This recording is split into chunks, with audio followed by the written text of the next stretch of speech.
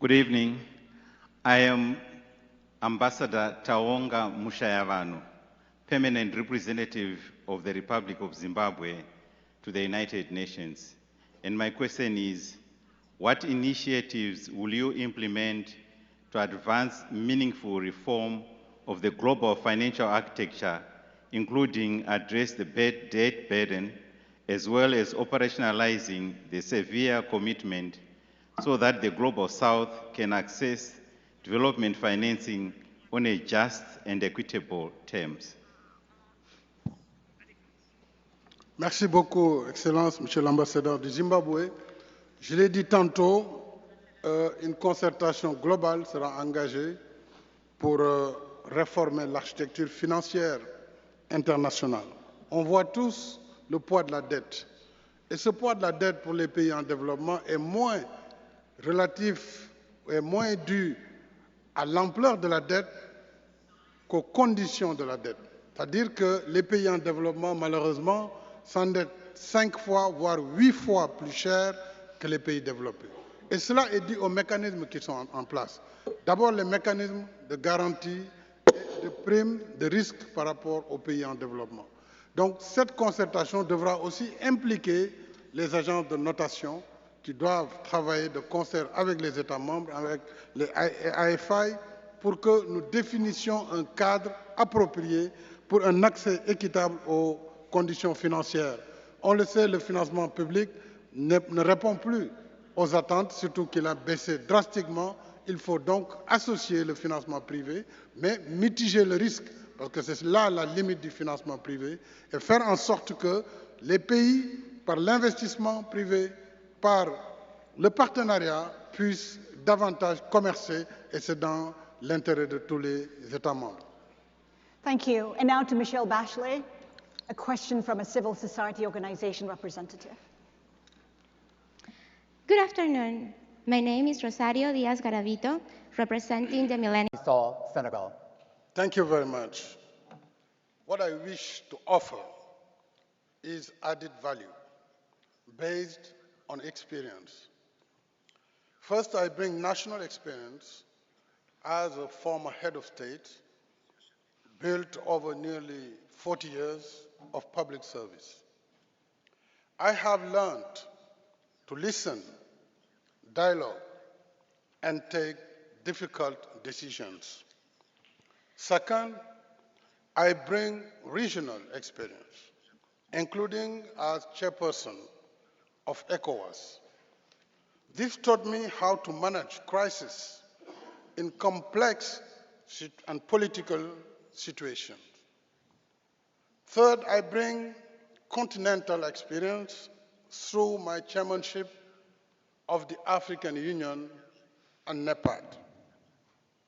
These responsibilities allowed me to address Africa's major challenges, including peace and security, human rights, and development. I also led the successful campaign for the AU to become a permanent member of the G20.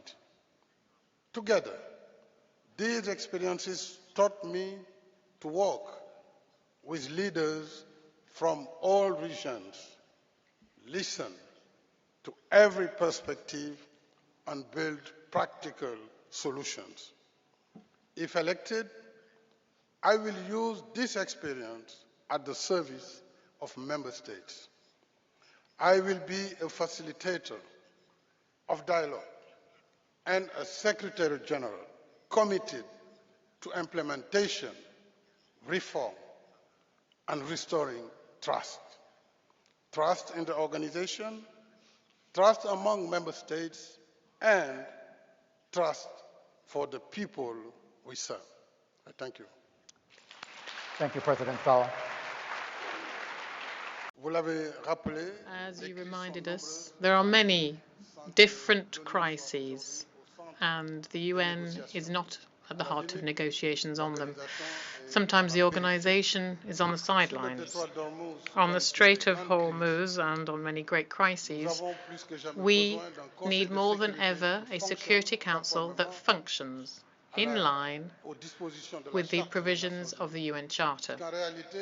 Because in reality, global security, peace and stability is something that is incumbent on the Security Council, and the lack of trust between the members today, particularly between the permanent members, is that means that crises go on without solutions being found. As Secretary General, the added value I could bring is to speak to everyone, even at times of difficult tension, and create the necessary corridors of dialogue so that our goal to keep the world safe be one that is carried by this organization. So to be in dialogue with everyone, speak to everyone, build bridges of communication. Thank you. Rebecca Greenspan. Thank you.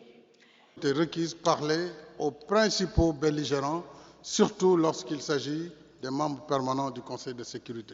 Et c'est là où le travail est le plus difficile. Mais je crois que l'impartialité du secrétaire général, sa responsabilité de conduire l'organisation avec la confiance des États membres, doit l'amener à être ce bâtisseur constant de ponts entre les pays et de création de la confiance qui nous permet d'assumer notre rôle historique. Parce que les leaders de nos pays ne doivent pas détruire l'organisation. Au contraire, ils ont chacun une ambition que l'ONU doit continuer à jouer le rôle qu'il a toujours joué. Et ça a été un rôle très important depuis la fin de la Seconde Guerre mondiale. Cette génération actuelle de dirigeants doit travailler la main dans la main et dans la confiance pour que le monde soit meilleur et que la paix soit la plus partagée possible. Let me just follow up. Mr. Saul, you talk about building trust. You have 30 seconds to answer the question. How do you do that exactly? J'ai été président du Sénégal pendant 12 ans. J'ai dirigé l'Union africaine. Je me rappelle, après le déclenchement de la guerre en Ukraine, j'ai été amené à devoir aller rencontrer le président Poutine. Tout le monde n'était pas d'accord, puisque c'était un moment où il y avait énormément de tensions. Mais justement, puisque j'ai représenté un continent d'1,5 milliard d'habitants qui vivait des conséquences sur le blocage du port d'Odessa, sur l'absence de facilité de commerce sur les engrais pour les pays africains, il fallait donc, malgré cette tension, aller à Sochi, mais aussi aller à Kiev. Donc il faut que le contact soit en permanence établi, quelles que soient les tensions, et c'est ça le rôle impartial que le secrétaire général doit jouer pour rétablir la confiance entre les membres. Thank you, Mr. Saul. Caroline Rodriguez.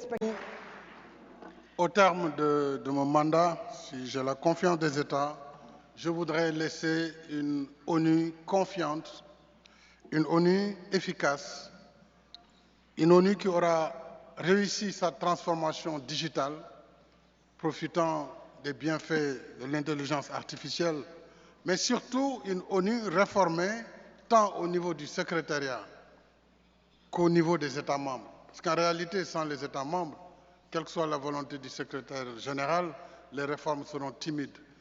Au niveau des États membres, il nous faut réinterroger nos méthodes de travail. Nous avons 40 000 mandats aujourd'hui qui ont été activés dans les différentes instances de l'organisation. Plus de 27 000 réunions annuelles.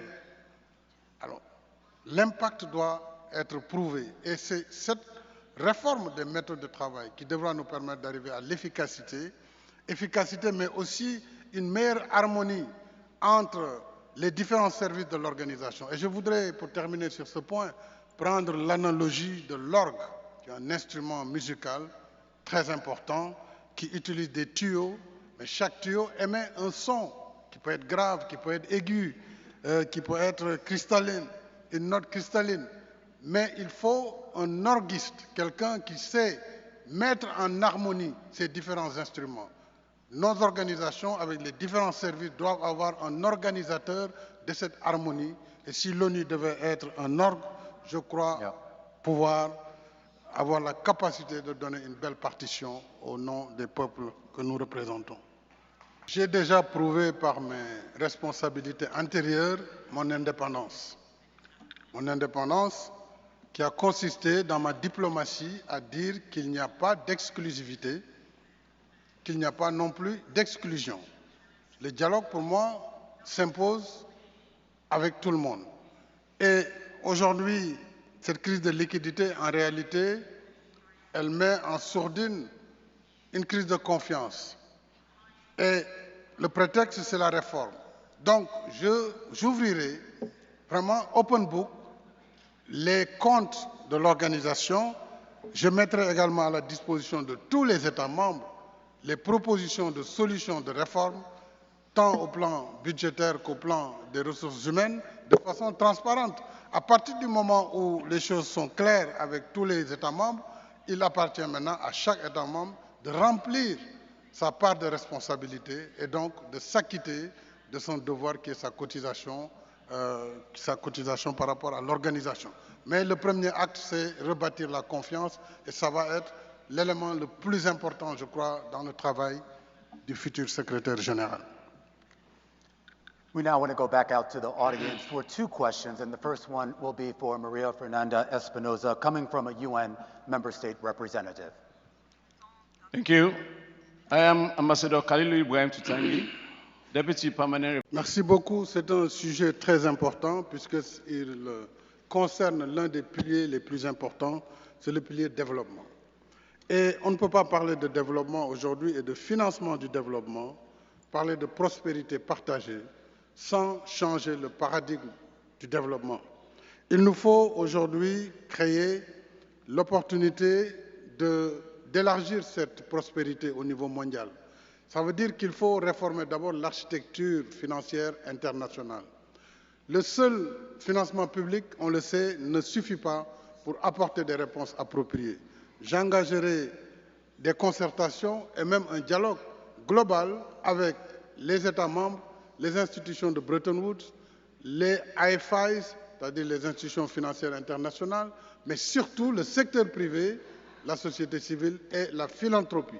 C'est en combinant l'ensemble de ces acteurs pour avoir une nouvelle facilité d'accès à l'ensemble des pays pour créer les conditions d'une prospérité partagée que nous aurons un monde plus sûr, un monde plus prospère, mais une prospérité partagée pour tous.